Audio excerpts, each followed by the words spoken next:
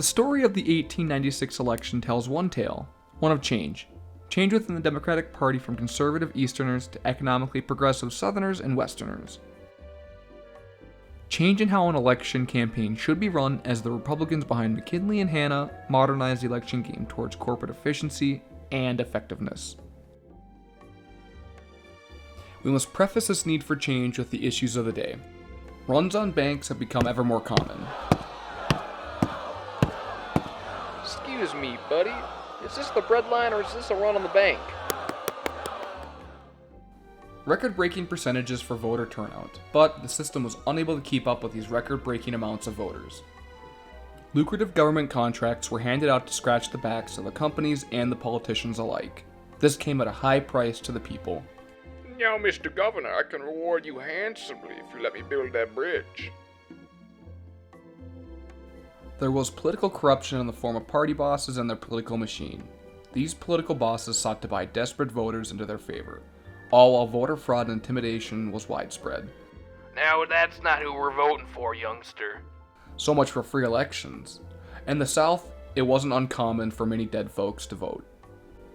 The agricultural sector had been hampered since the 1873 Depression. Grain prices were low, thereby profits were low. He borrowed when wheat was dear and money cheap. He now had to repay when wheat was cheap and money dear. They were succumbing to attrition, and they were disappointed and felt inadequate. They did not want to believe that their own failure was their own fault, though they might have felt that way. Rather, the system was set up for the general failure of competent farmers due to profits lacking sufficient funds to meet interest payments. A message at the sight of an abandoned home sums up their feelings. 250 miles to the nearest post office, 100 miles to wood, 20 miles to water, 6 inches to hell. Plain and simple, they wanted and needed help.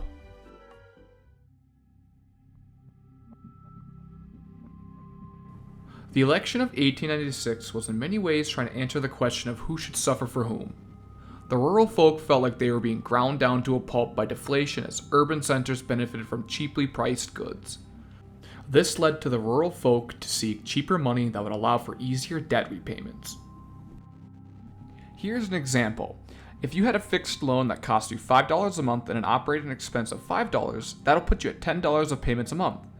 And then your revenue was $8, you would be losing $2 a month. But if inflation by the free coinage of silver were to double the money in circulation, then your fixed loan would still cost you $5, but your operating expense would double to $10 for a grand total of $15 a month. Now your income would have to double as well, from $8 to $16, creating a dollar profit and the prevention of your death spiral into bankruptcy.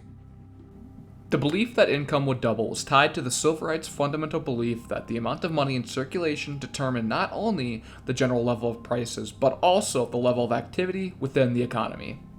One of the Republicans' main demographics of voters was those who wished to strengthen and accelerate the power of industry. These people sought to dominate the markets of America and abroad. What was the best way to do this? Safeguard American industry from foreign markets. But how does one safeguard against foreign markets? Protect American industry from cheaper products using tariffs. But who was the Republicans' tariff king? One clear man emerged, nicknamed the Napoleon of Protection: McKinley. McKinley was the perfect choice and a favorite of the people. He campaigned against party bosses. He was a stoic. He was a patriot.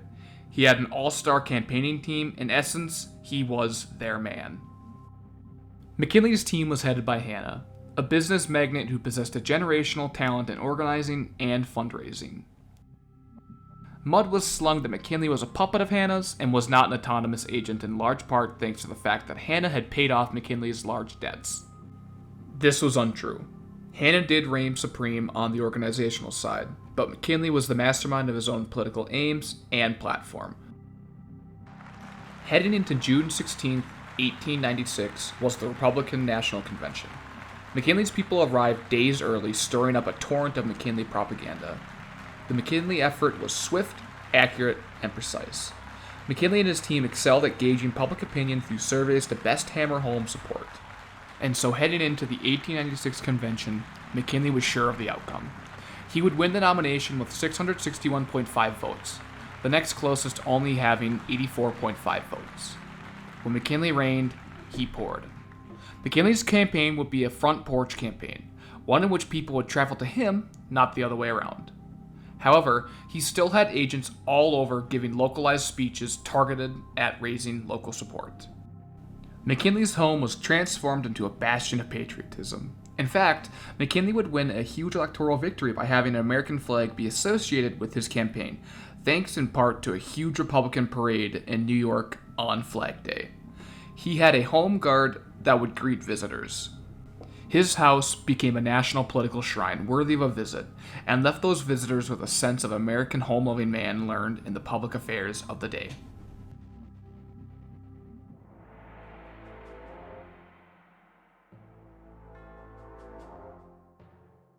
Prior to the election of 1896, the country's economy was poor enough to motivate isolated farmers to political action in the form of the Populist Party.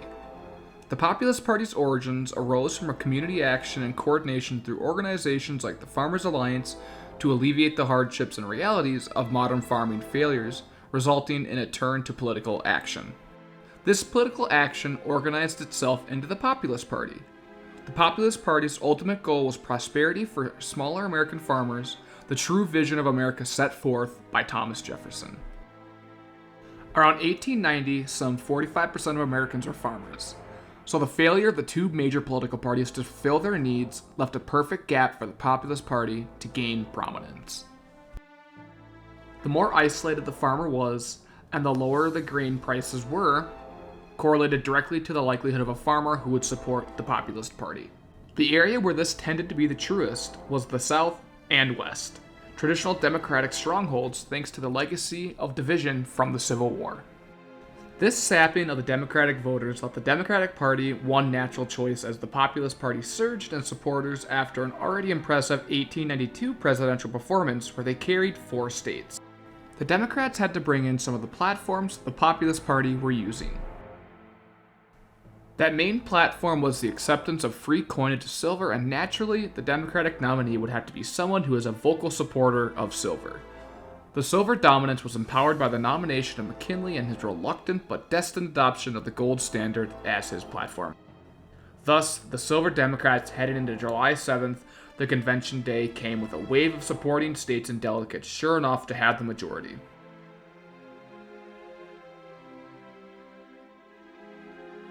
This apparent shift by Democrats to a more radical policy opened the door to other radical movements to try and shoehorn their policies in. A power vacuum had been left by the Bourbon Democrats whose base were farmers. Those farmers felt disenfranchised from bank runs and bad economic troubles.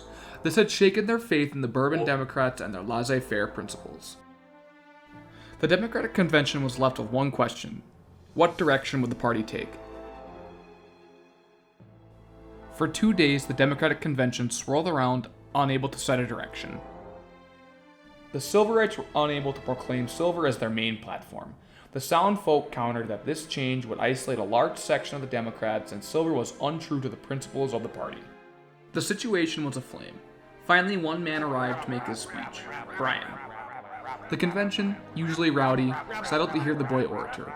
Bryan proclaimed silver wasn't anti-business. The man who is employed for wages is as much a businessman as his employer. The attorney in a country town, as much a businessman as the corporate counsel in a great metropolis. Every man is a businessman, and these people need to be set free. You come to us and tell us that the great cities are in favor of the gold standard. We reply that the great cities rest upon our broad and fertile prairies. Burn down your cities and leave your farms, and your cities will spring up again, as if by magic. But destroy our farms, and the grass will grow in the streets of every city in this country. The rural to be greater value than the urban. Bryan came to his final point. You shall not press down upon the brow of labor this crown of thorns. You shall not crucify mankind upon a cross of gold. In essence, the farmers and laborers would not be sacrificed for the gold standard.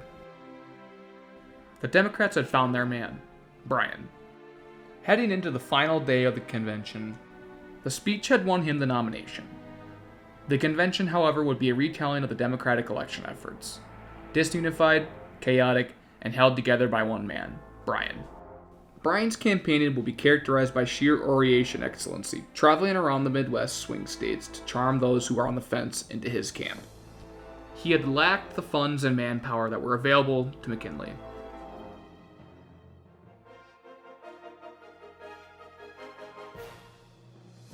The two parties would be foils to one another. Republicans rich, Democrats poor. McKinley spoke at home, Bryan traveled around. The Republicans had Hanna at the helm, who wielded an organized and efficient giant responsive to public surveys. While the Democrats, a ragtag coalition of populists, civil and loyal conservative Democrats who tried to find common ground but never truly could. They had left the public with an image of a chaotic and inefficient party.